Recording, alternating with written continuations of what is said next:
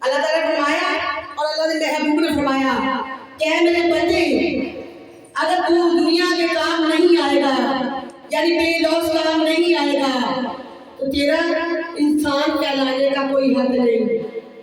اللہ نے فرمایا کہ اے میرے بندے اگر تیرے پاس کچھ خزانہ ہے کچھ جائیداد ہے تم اپنے بہن بھائیوں کی یعنی مسلمان بہن بھائی کے اگر ان کے کام آ جائے گا تو یہ سب سے بڑی نیکی ہوگی۔ اگر وہی پیسہ تو اپنے بہن بھائیوں کو ایسے دے گا کہ جیسے ہم دنیا دار لیتے ہیں، اللہ تعالیٰ فرماتا ہے کہ اے میرے بندے جو پیسہ دے کے اس کے بدلے میں کچھ پیسہ اضافی دیتا ہے تو اللہ تعالیٰ فرماتا ہے کہ اے میرے بندے وہ پیسہ لینے والا بھی اسلام میں نہیں داخل ہوگا اور دینے والا بھی۔ تو اللہ تعالیٰ نے فرمایا کہ اے میرے بندے جو اسلام میں جانے نہ دیتا وہ کام نہ کرو۔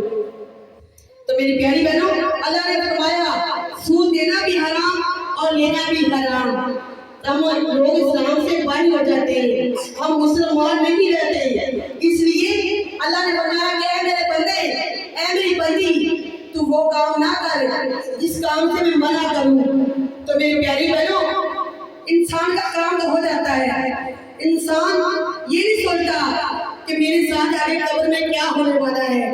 تو میری پیاری بہنوں جو اس چیز کو مد عمل رکھتا ہے یعنی اس پر عمل کرتا ہے تو اللہ تعالیٰ نے فرمایا کہ اے میرے بندے یہ کام نہ کر۔ اگر اس نے وہ کام کامیاب ہو گیا یعنی اس نے وہ کام نہ کیا تو اللہ تعالیٰ فرماتا ہے کہ اے میرے بندے تو اسلام میں داخل ہو گیا ہے، تو تیری بخشش ہو گئی ہے کیونکہ تو دوسروں کے کام آیا ہے، بے لوس کام آیا ہے۔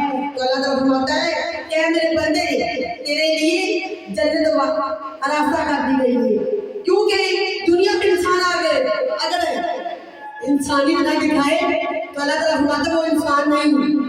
دنیا میں آ کر انسان نیک اعمال نہ کرے تو اللہ تعالیٰ فرماتا ہے کہ اے میرے بندے تو میرا بندہ نہیں۔ دنیا میں آ کر انسان انسانیت نہ دکھائے یعنی دوسروں کو اپنے اس حق سے محروم کر دے تو اللہ تعالیٰ فرماتا ہے کہ اے میرے بندے تو میرا بندہ نہیں۔ تو میری پیاری بہنوں اللہ فرماتا ہے کہ اے میرے بندے میں اپنے حق معاف کر دوں گا لیکن اپنے بندوں کے حق معاف نہیں کروں گا۔ تو اس لیے میری پیاری بہنوں اپنے فرائض یعنی بہن بھائیوں کے، ماں باپ کے، ہمسایوں کے یہ حق ادا کرو اور اس طرح کرو کہ جس میں خسارہ تمہیں نہ ہو نہ دوسروں کو خسارہ ہو، اس طرح کام آؤ ایک دوسرے کے۔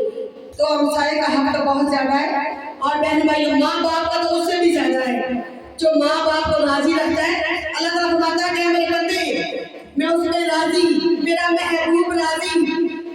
تو جب ماں باپ راضی رب راضی، جب رب راضی تو جگ راضی۔